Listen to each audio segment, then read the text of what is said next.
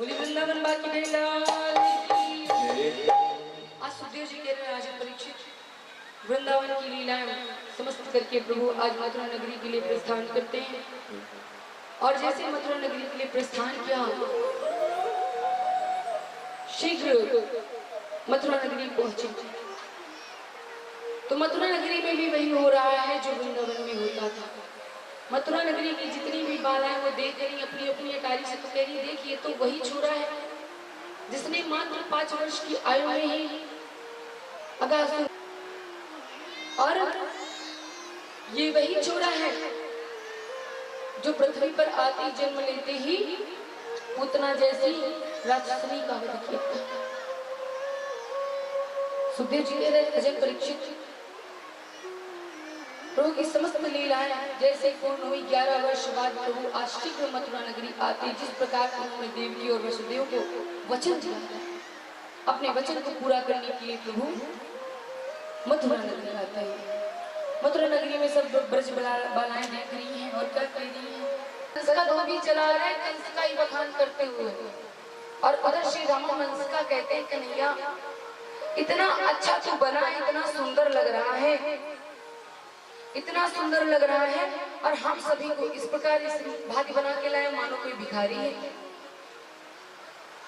ऐसा बना करके लाए।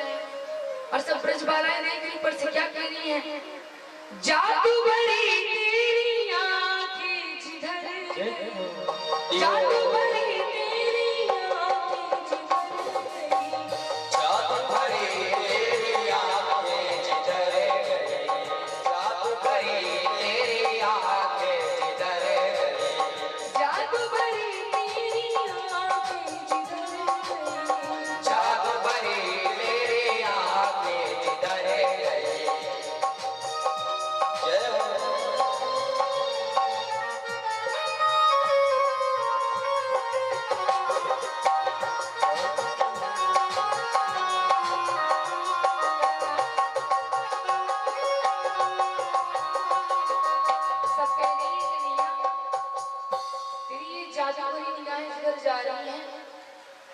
मानो हम सब अपना चित्त भूल रहे हैं लेकिन कन्हैया जो ब्रज में करके आए जो वृंदावन में करके आए वो मथुरा नहीं करना चाह रहे हैं। सामने से कंस का धोबी चला रहा है तो श्री राम कंस का कहते हैं कन्हैया तू तो इतना सुंदर बना है और हम सबको भिखारी बना करके ले आए ऐसा कछ होकर अच्छे अच्छे वस्त्र तो कम से कम धारण करवा दे नहीं सब क्या कहेंगे तेरा मामा तो यहाँ का महाराज है राजा है और कहेंगे देख ले भांजे की सखा ऐसे है बड़ा अपमान हो जाएगा। कन्हैया ने कहा चिंता मत करो व्यवस्था करवाता हूँ। कंस के धोबी को बुलाए रे मामा श्री कंस का धोबी दाएं बाएं देख रहा है अरे तो ऐसे कह रहा हूँ मामा श्री कंस का धोबी कहता तू मुझे मामा बोल रहा है हाँ कहा मैं तेरा मामा कैसे हुआ अरे आप कंस के धोबी ना कंस मेरे मामा है अच्छा तो वही कृष्ण है ना जिसका बड़े समय से हमारे महाराज इंतजार कर रहे हैं हाँ वही हूँ मैं। अब जैसे ही कहा कंस का धोबी कहता है चलो चलो तुम्हारा अच्छे से स्वागत होगा तुम्हारे लिए तो पूरी तैयारी की गई है। अब जैसे ही कहा कन्हैया ने कहा जाएंगे तो जब तब सुंदर पहले बनाओ तब अरे तो ठीक लग रहा हो कहीं ना ये जो वस्त्र तू लेकर के जा रहा है मेरे सखाओं को दे दे मेरी भाग मेरे सखाओं को भी सजा दे सुंदर बना दे। कंस का धोबी आज अभद्रता के शब्दों का प्रयोग करता है अरे भिखमंगे अहि रो करके तू राजवंशियों के वस्त्र धारण करेगा। अब जैसे ही ऐसे बोला कन्हैया ने एक ठूसा मारा आज धोबी का सर धड़ से अलग हो गया धोबी का उद्धार किया और जैसी झोली नीचे गिरी जितने भी कृष्ण के सखा थे सब लूटबाज बता देते हैं सब वस्त्र ढूंढ ढूंढ करके पहन लेते हो जैसे पहने आगे बढ़े तो अब कल से इतना मोटा हाथी जैसा अब वो छोटे छोटे बालक 10-10 वर्ष के 11-11 वर्ष के अब हाथी जैसे शरीर में अबोध बालकों के कहाँ वो वस्त्र आ जाएंगे। आगे आगे जा रहे हैं और पीछे से सब समेट लेते जा रहे हैं पूरा मार्ग ही सफाई करे जा रहे हैं। तब तक श्रीधामा कहता मनसका कहता है कि महाराज कन्हैया अभी तो फिर भी सुंदर लग रहे थे अब तो और भिखारी लग रहे हैं ऐसे लेकर के जाएगा। तब तक आगे जमीला कहता महाराज अगर हमारे लायक कोई सेवा हो तो बताओ सरकार। कन्हैया ने कहा कि पूछ ये हमारे सखा हैं, इनको सुंदर सा बना करके ले आओ। जाओ। दर्जी ने कहा धोबी के बाद मैं भी न मारा जाऊं, इसमें शीघ्र क्या करता है, सभी सखाओं को लेकर के जाता है, उनके नाम के बढ़िया से सुंदर से वस्त्र बना करके सुंदर बना करके लेकर के आता है। भगवान ने धोबी दर्जी को आशीर्वाद दिया, फलो फूलो। आज भी दर्जी देख रहे हो कितना फल फूल रहे हैं। जहाँ 100 रुपये लेने हैं तो 400 ले रहे हैं, जहाँ 400 लेने हैं तो 800 सिलाई ले रहे हैं। तो वो गोविंद भगवान का ही आशीर्वाद था। सुखदेव जी कहते राजा परीक्षित भगवान थोड़ा और आगे बढ़े तो सामने कुबरी मिली, कुब्जा मिली। कुब्जा को भगवान ने देखा सामने से, कहाँ जा रही है सुंदरी, कहाँ जा रही है। कुबड़ी ने सामने देखा तो कहा है तू मुझे बुला रहा हूँ। हाँ मैं तुझे बुला रहा हूँ। तो भगवान क्या कह रहे हैं, मृगनयनी कहाँ जा रही है, हे सुंदरी कहाँ जा रही है।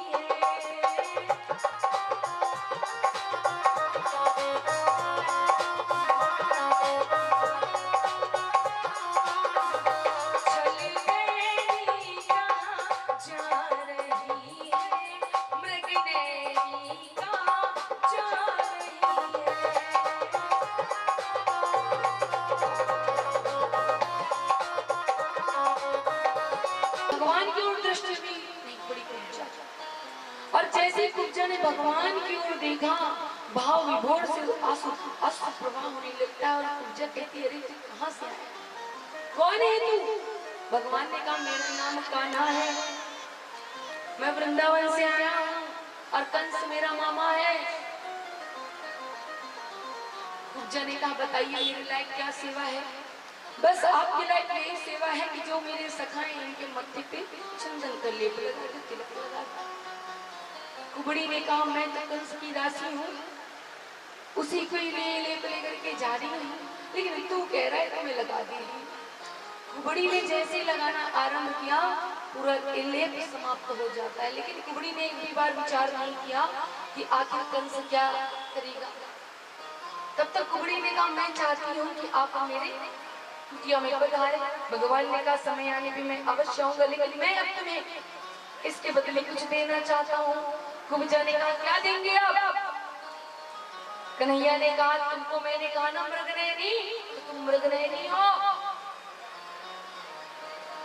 तो कुबड़ी कहती है कैसी बात कर रहे हैं आप, मैंने कहा ना तुम सुंदरी हो, तुम सुंदरी हो। भगवान ने क्या किया, कुब्जा का एक हाथ मुख के ठुड्डी पर लगाया और दूसरा हाथ कमर में डाला। तब तक बलराम कहते हैं कन्हैया ये तेरा ब्रज नहीं है। समझ कमर में जैसे हाथ डाला उसी कुबड़ी को उठाना आरंभ कर देते हैं। जिस भांति प्रभु ने कुब्जा का रूप स्वरूप बखान किया, आज उतनी सुंदर नारी वो कुबड़ी बन जाती, इतनी सुंदर मानिए सूर्य की लालिमा उसके मुख से चलती, इतनी सुंदर।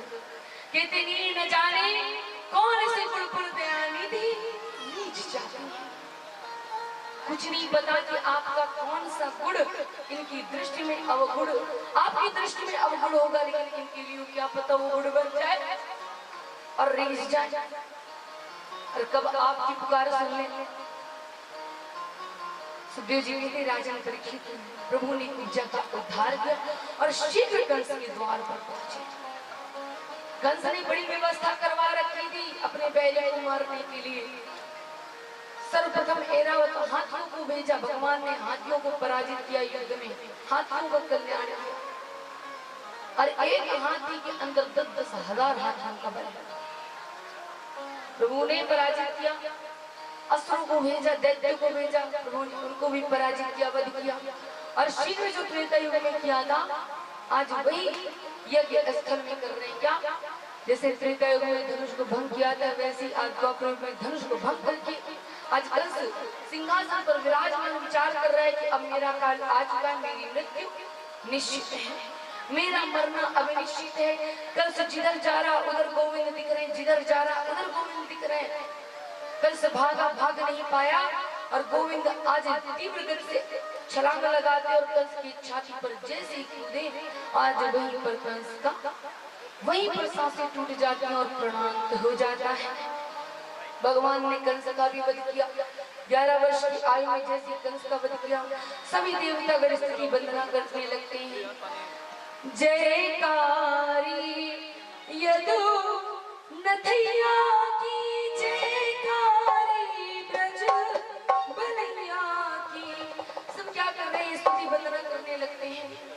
और जैसे स्तुति वंदना की, भगवान के ऊपर फूलों की वर्षा हुई। गंधर्व आज नृत्य कर रहे हैं। देवर्षि नागवीर ताल पर छुप रहे हैं, जयकारा लग रहा है। सभी मथुरा नरेश के लोग जो प्रणाम किया और प्रणाम करके देवी वसुदेव को जेल से बाहर निकाले और पुनः अपने नाना श्री उग्रसेन महाराज के सम्मुख गए।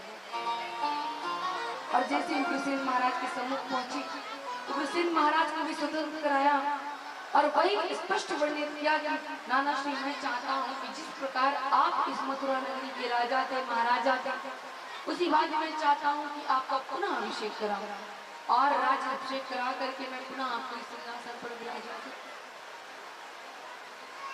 उग्रसेन कहते हैं, जैसी तुम्हारी इच्छा पुत्र।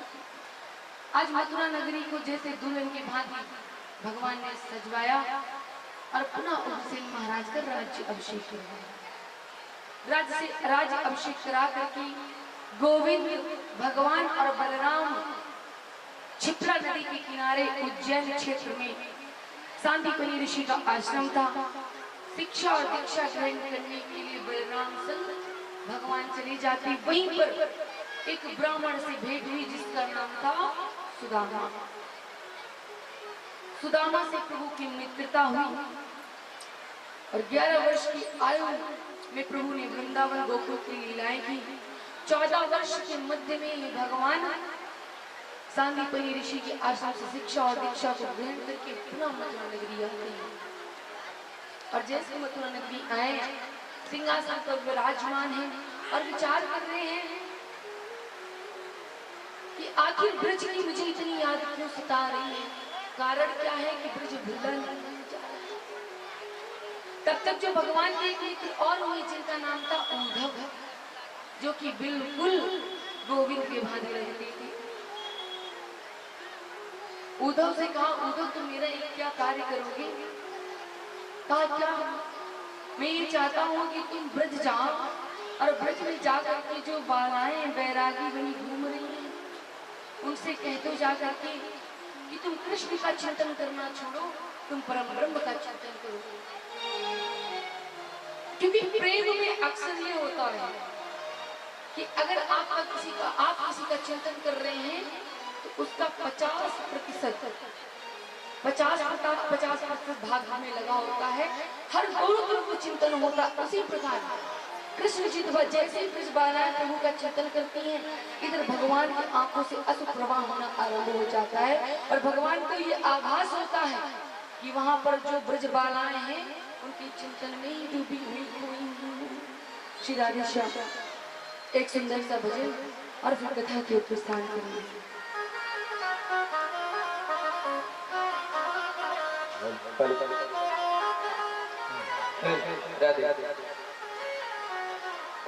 जाओ जाकर तुम कहना कहना का जाने भेजा है।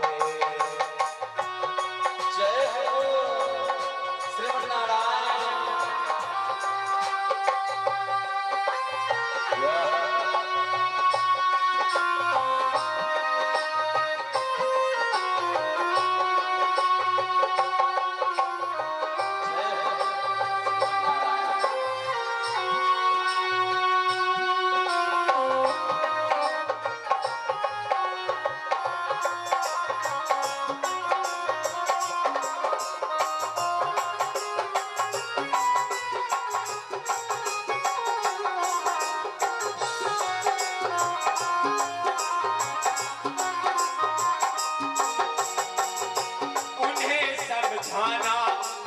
मुझको ना याद करे, एक छलिया के ये बात नगर बात करे। उन्हें समझाना कि अब मुझको ना याद करे, एक छलिया के ये बात न के लिए वक्त न बर्बाद करे। फिर वो क्या कहती है उनकी, फिर वो क्या कहती है उनकी, बात हमसे आकर तुम कहना, कहना कहाँ भेजा है खुद की जरा ले कर आना, जाओ जाओ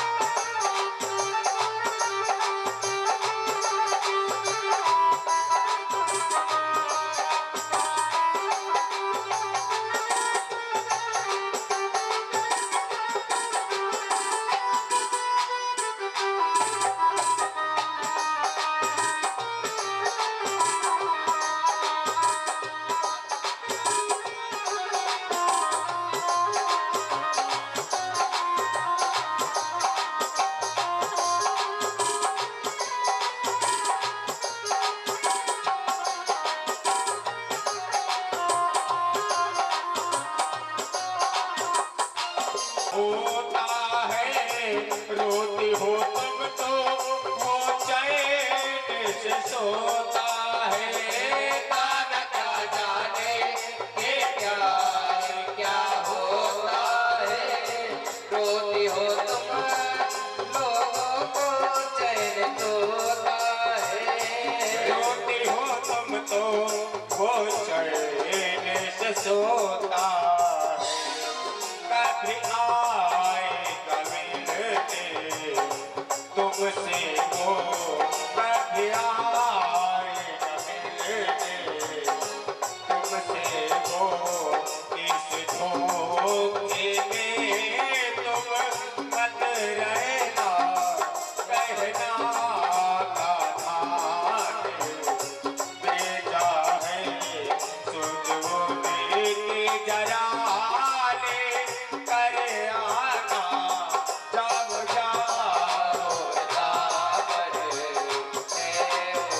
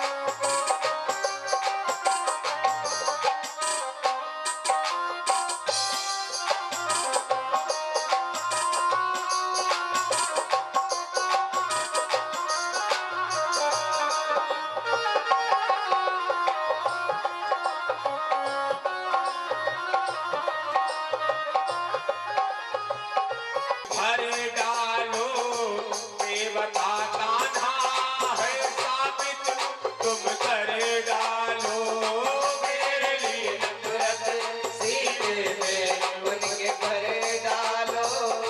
बेवफा कान्हा ये साबित तुम कर डालो, बेवफा कान्हा है साबित तुम कर डालो। परदेसी की प्रीत में पागल है, परदेसी जाकर तुम कहना, कहना कहाँ भेजा है, कहना कहाँ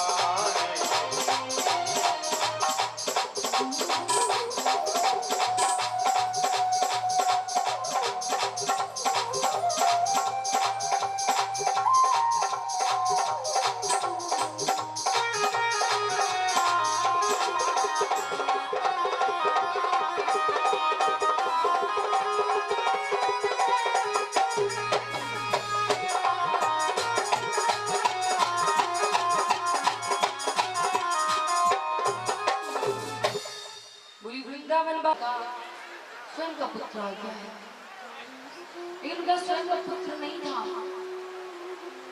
उद्धव आया हुआ था। उद्धव को देखा, एकाग्र आशीष दिया, उद्धव से पूछा कारण क्या है आने का, बताओ, कोई संदेश भेजा है हमारे पुत्र ने? हाँ, आप सबके लिए संदेश आया और आप सबके साथ साथ ब्रज बालाओं के लिए भी संदेश आया। प्रेम गाथा में आज उद्धव के साथ नंद बाबा, रोहिणी, यशोदा की पूरी रात व्यतीत हो जाती है। सुबह जैसी होती है, उद्धव ने विचार किया कि आए हैं तो यमुना स्नान भी कर ले। यमुना नदी के किनारे स्नान करने गए, स्नान करके वापस ही आ रहे थे, ब्रज बालाओं की दृष्टि उद्धव पर पड़ी और बालाओं ने क्या किया, उद्धव को पकड़ के बिठा लिया। उद्धव ये बता, कन्हैया ने तुझे भेजा है, हमारे लिए कुछ भेजा है, उसको क्यों नहीं लाया चाहता? ले आता तो क्या हो जाता? तुम सबके लिए कन्हैया ने बड़ा है सुंदर पत्र भेजा है, को तो पढ़ के सुना दो। उद्धव ने प्रेम पत्र तो सुनाना आरंभ कर दिया और गोविंद के ही पक्ष में बात करने लगे। तब तक ललिता कहती है, उस छलिया की बात है, वो इतना बड़ा छलिया है, कल कहा कि रुकूंगा, परसों लौट आऊंगा, और परसों कह के बरसों हो रहे तो आया नहीं। उसके पक्ष में अगर तो बोला तो हम सभी यहीं से चले जाएंगे। अपनी अपनी प्रेम गाथा सब श्रवण कराने लगती उद्धव को, और श्री जी भी वहां उपस्थित होते हैं, भ्रमर गीत का बखान किया। धीरे धीरे उद्धव को 6 माह बीत जाते हैं। उद्धव ने कहा था कन्हैया मैं आज जाऊंगा, कल वापस आ जाऊंगा, लेकिन 6 माह उद्धव आज सिर्फ उन बैरागियों की जो पीड़ा ही श्रवण कर रहे हैं, सुन रहे हैं। और कहती ये बालाएं कि उद्धव तुम प्रेम शास्त्र को पढ़ते हो, तुम शास्त्र को पढ़ते हो और हम सभी प्रेम शास्त्र को पढ़ते हैं, तुम्हें पता ही नहीं कि प्रेम शास्त्र क्या होता है। हम त्याग नहीं परित्याग करते हैं, और मोहन होगा तो भी हमारा है, नहीं होगा तो भी। 17 बार आक्रमण किया, जो कि कंस का ससुर था।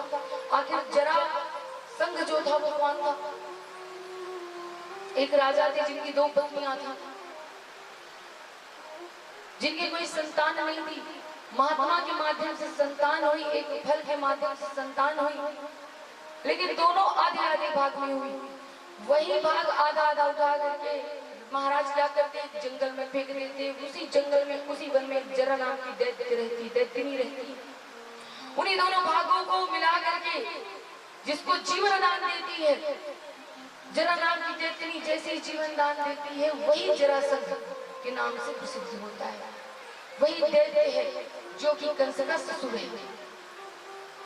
समय को देखते हुए कथा को अति संक्षेप में ले रहे हैं, लेकिन अगर श्रोताओं को कथा में कोई भी संदेह होता है, कोई भी प्रश्न उत्पन्न होता है, कल प्रभात में 10 बजे से मेरा मिलने का समय होगा। मेरे कक्ष में आकर के वो हमसे प्रश्न तर्क वितर्क 17, 18 या 18वीं पुराण की कथा प्रस्तान कर रहे हैं, लेकिन 18 पुराणों में से जो भी संदेह या जो भी प्रश्न आपको करना हो, आप निसंकोच होकर के हमसे कर सकते हैं। किसी प्रकार का संकोच अपने हृदय में नहीं लाएंगे, क्योंकि कल हमें पूर्ण आहुति समय से करवानी, कल ही विसर्जन है और कल ही भंडारा है, जिसके कारण हमें आज समय से कथा को विश्राम करना है और हमें कल पारायण भी करना होगा, जिसके कारण हमें ब्रह्म मुहूर्त में भी उठना होता है।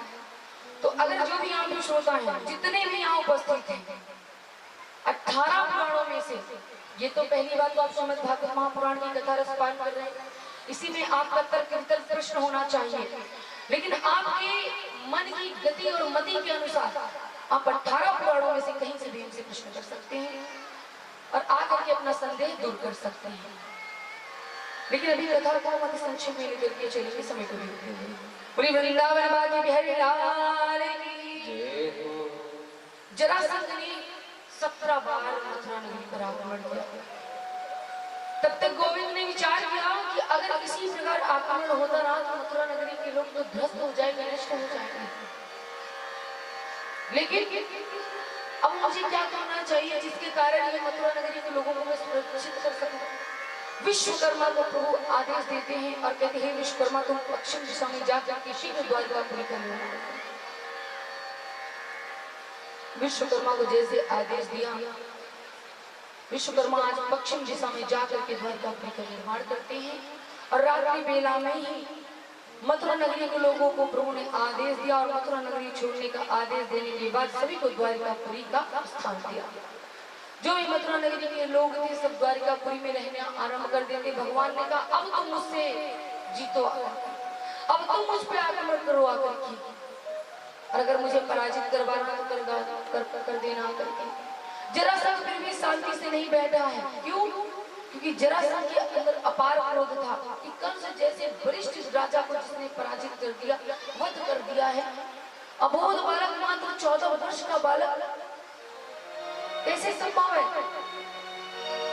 इधर जरासंध नए षड्यंत्र की तैयारी कर रहा है और उधर प्रभु ने मुझ पुत्र का भी उद्धार किया, काल्याणी का भी उद्धार किया। तब तक पांडवों के साथ गोविंद ने कहा अब मुझे जरासंध का भी वध करना पड़ेगा। पांडवों के साथ गोविंद ने एक षड्यंत्र बनाया, ब्राह्मण का वेश धारण करके स्वरूप बना करके जरासंध के द्वार पर पहुंचे।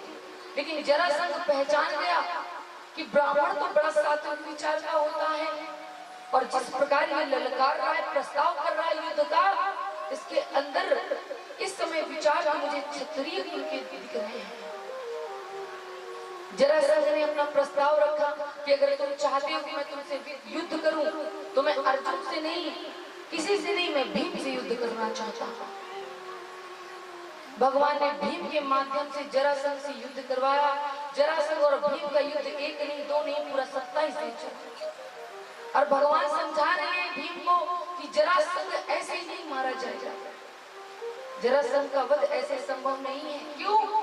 क्योंकि उसका जिस प्रकार जन्म हुआ, जिस प्रकार वो बड़ा हुआ, जैसे उसकी देह की रचना हुई, उसी बात उसकी देह को भंग किया जा सकता है। भगवान एक लकड़ी कुश उठाते हैं, कुश के माध्यम से भीम को समझाने लगते हैं, कुश को बीच से फाड़ते हैं और विपरीत दिशा में फेंकते हैं, लेकिन भीम नहीं समझ पा रहे। जरासंध को बीच से भीम फाड़ते हैं, विपरीत दिशा में न फेंक करके सामने सम्मुख वाली दिशा में फेंक दे रहे हैं। भगवान कह रहे नहीं भीम, तुम ध्यान से इस बार देखना कि मैं आखिर कर क्या रहा हूँ। भगवान फिर क्या करते हैं, उसकी लकड़ी उठाते हैं और बीच से फाड़ करके उसे विपरीत दिशा में फेंकते हैं। भीम आज समझ जाते हैं उन्हें करना क्या है। भीम ने जरासंध को दो भागों में जैसे ही किया, विपरीत दिशाओं में फेंका। आज भीम के माध्यम से जरासंध का भी भगवान ने कल्याण किया और वध किया। सुखदेव जी कहते राजा परीक्षित, इधर भगवान ने कहा मुझसे पूर्व बलदाव भैया का विवाह होना है। बलदाव का विवाह एक रेवती नाम की कन्या के साथ कराया। धीरे धीरे समय व्यतीत हुआ। भीष्मक नभ नाम के एक राजा थे जिनकी पुत्री का नाम था रुक्मणी। रुक्मणी का विवाह भगवान के साथ हुआ। रुक्मणी के भाई का नाम था रुक्म, जो कि विपत्तियां ला रहा था। वो चाहता था कि शिशुपाल के साथ रुक्मणी का विवाह हो, लेकिन जो रुक्मी था, जो कि रुक्मणी का दूसरा भाई था, वो चाहता था कि द्वारकाधीश के साथ रुक्मणी का विवाह हो। आपस में वार्तालाप कर रहे सुखदेव जी के लिए राजन परीक्षित, अब मैं तुम्हें भगवान के 16,108 विवाहों की ओर लेकर के चलता हूँ। आखिर भगवान के 16,108 विवाह हुए कैसे, क्यों हुए, कारण क्या है? क्योंकि भगवान के 16,108 विवाहों का बखान दूसरे धर्मों में बड़ा ही गलत तरीके से बताया गया हुआ है। क्या भगवान के अंदर वासना थी? परम ब्रह्म जहाँ होगा वहां पे वासना का नाश होगा, ना कि वासना जागृत होगी। जिस प्रकार पूतना का प्रभु ने वध किया, उसी प्रकार आज क्या कर रहे हैं, 16,108 विवाह करने जा रहे हैं भगवान। लेकिन कोई वासना की यहाँ प्रवृत्ति नहीं थी, कोई मानसिकता नहीं थी। भगवान ने आखिर 16,108 विवाह क्यों किए, ध्यान से सुनिएगा, कारण क्या था।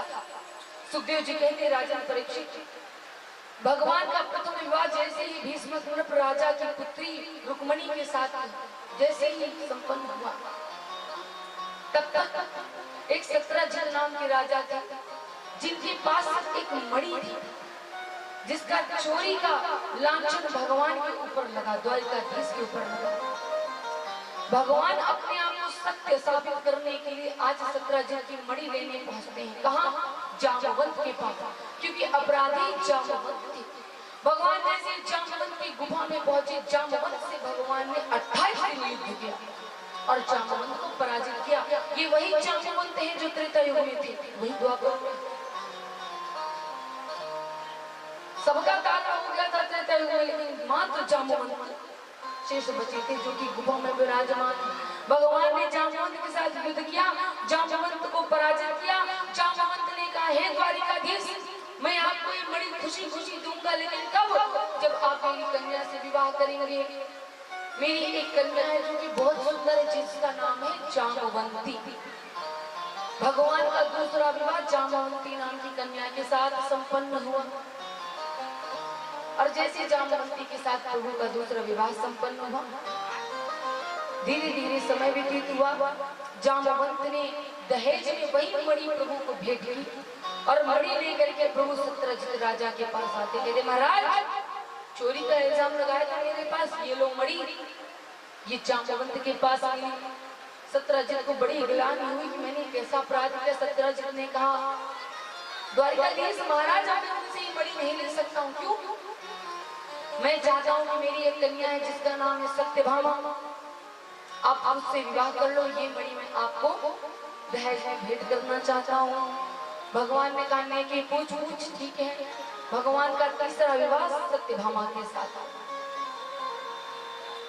सत्यभामा के साथ तीसरा विवाह हुआ। एक बहुत सुंदर कन्या थी, यमुना नदी के किनारे तपस्या कर रही थी। और एक समय ऐसा आया कि प्रभात में ब्रह्म मुहूर्त में अर्जुन के साथ प्रभु भ्रमण करने की इच्छा से यमुना नदी के पास पहुंचे। भगवान की दृष्टि कालिंदी पर पड़ी। भगवान ने कहा, ये कौन है? पूछो। अर्जुन ने कहा, आप कौन है? कालिंदी ने बताया, मेरा नाम कालिंदी श्री हरि नारायण को पति के रूप में प्राप्त करने के लिए मैं तपस्या कर रही हूँ। मेरी अंतिम और आखिरी इच्छा यही है कि मैं श्री हरि नारायण को पति के रूप में प्राप्त करूँ। भगवान ने कहा, मैं ही नारायण हूँ, मैं ही आदि हूँ, मैं ही अनंत हूँ। आज भगवान का चौथा विवाह कालिंदी नाम की कन्या के साथ होता है महाराज। जैसे भगवान का चौथा विवाह कालिंदी नाम की कन्या के साथ हुआ, पांचवा विवाह मित्र बिंदा के साथ हुआ और छठा विवाह सत्य देवी के साथ हुआ। 16,100 विवाह कैसे हुए? एक भूमासुर नामक दैत्य था जिसके अंदर वासना प्रकट हुई। उसने विचार किया कि जब अहिर होकर के कृष्ण रासलीला कर रहा था, मैं क्यों नहीं कर सकता? रासलीला का अर्थ कोई काम लीला नहीं था महाराज। आजकल क्या कहेंगे? रासलीला। रासलीला का अर्थ बहुत विपरीत दिशाओं में लेकर जाया जाता है। रासलीला का अर्थ था भक्त और भगवान का मिलन, ना कि वासना काम। सुखदेव जी कहते, राजा परीक्षित, भूमासुर नामक दैत्य था जिसने 16,100 कन्याओं को हरण किया हुआ था। भगवान ने समय आने पे भूमासुर नामक दैत्य का भी वध करते हैं और वध करने के बाद 16,100 कन्याओं को भी स्वतंत्र करते हैं। 16,100 कन्याओं को आदेश देते हैं कि जाओ, मैं तुम्हें स्वतंत्र करता हूँ और समय आने पे तुम सभी शीघ्र से शीघ्र अपना अपना विवाह कर लेना। जैसे ही कहा, सभी कन्याओं ने कहा, द्वारिकाधीश, अरे आशीर्वाद करेंगे। भगवान ने कहा, तुम सभी चिंता मत करो, मैं द्वारिकाधीश तुमको अभी इसी क्षण से तुम 16,100 कन्याओं को अपने पत्नी के रूप में, अपनी भार्या के रूप में स्वीकार करता हूँ। और जिस प्रकार मेरी 8 पटरानियां रह रही महल में, उसी भांति तुम सभी के लिए विश्वकर्मा के माध्यम से महलों का निर्माण करूंगा। वचन दिया और वहीं से 16,100 कन्याओं को द्वारिकाधीश ने अपनी पत्नी के रूप में स्वीकार किया। क्यों किया? क्योंकि कोई उन्हें स्वीकार न करता। जन कल्याण के लिए, उनके हित के लिए, उनके चरित्र के लिए। तो समझ में आया भगवान के 16,108 विवाह कैसे हुए। विद्वान जो बखान करते हैं भगवान के 16,108 कहते हैं विवाह हुए हैं। लेकिन क्या इसके बाद भी भगवान के विवाह हुए? 16,000 श्रीमद् भागवत महापुराण की हमारे बीच आज भवारी बाबा की जो मठ के महंत हैं, जिनका नाम है मनोज दास जी, उन्हें हमारे जो मुख्य जजमान हैं मुन्ना राय जी इस मंच पर सादर आमंत्रित करते हैं, स्वागत करते हैं, अभिनंदन करते हैं। और मेरा भी हृदय से अनुरोध है वो शीघ्र से शीघ्र मंच पर आए। बोली राधा वल्लभ सरकार की जय हो। श्री श्याम श्री राधा।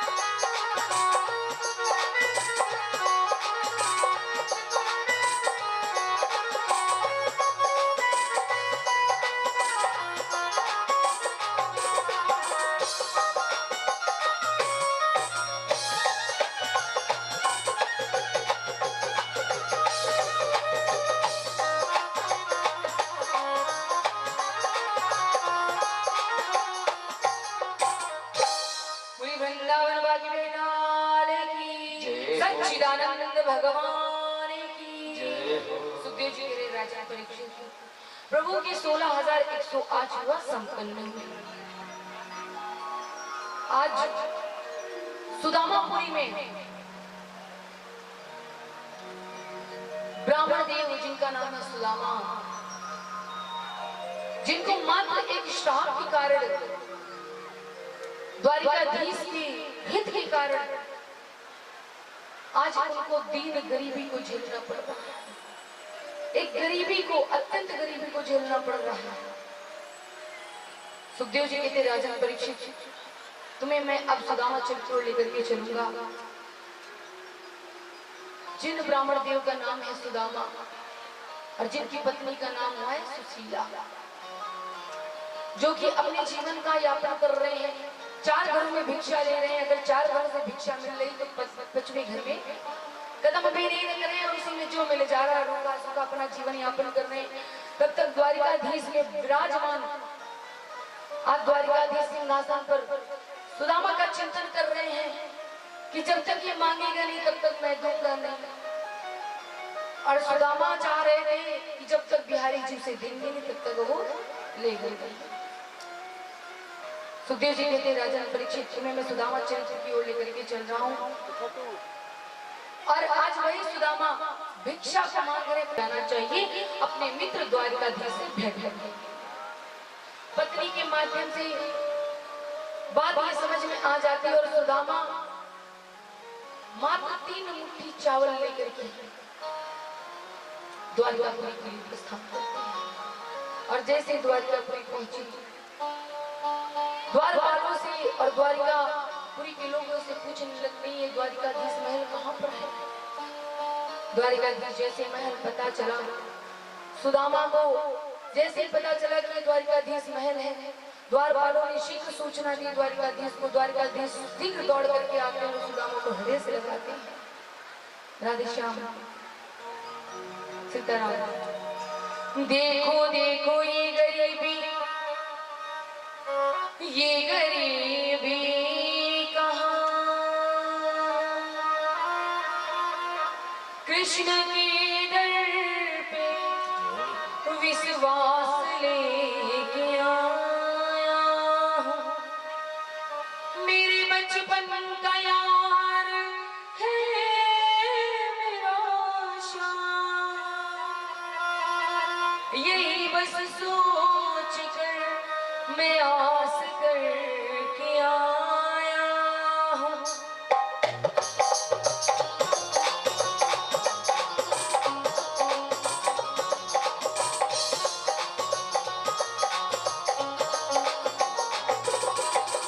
अरे द्वारपालो कन्हैया से कह दो, अरे द्वारपालो उस कन्हैया से कह दो, इधर पे सुदामा गरीब आ गया है। इधर पे सुदामा गरीब आ गया है। इधर पे सुदामा गरीब आ गया है। इधर पे सुदामा गरीब आ गया है। भटकते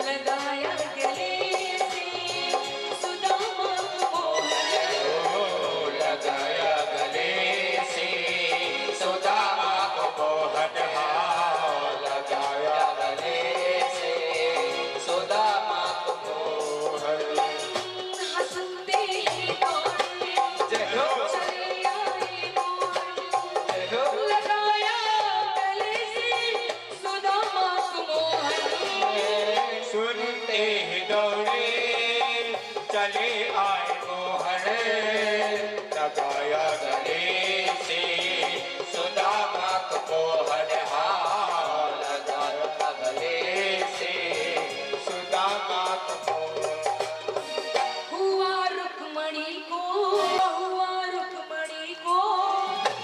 बड़ा ही अजूबा ये मेहमान कैसा अजीब आ गया है मेहमान कैसा अजीब आ गया है ये मेहमान कैसा अजीब आ गया है ये मेहमान कैसा अजीब आ गया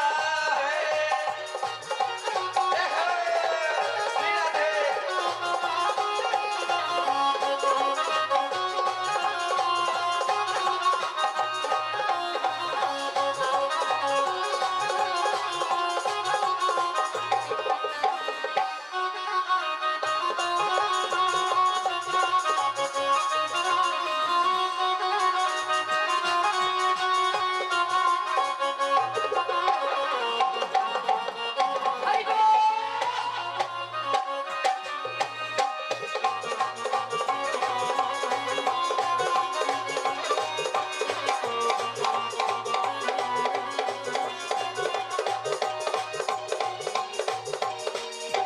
बोल गया है ध्वनि का कुछ ऐसे हिंदी से लगाए एकाग्र आसन दिया चरणों को दुला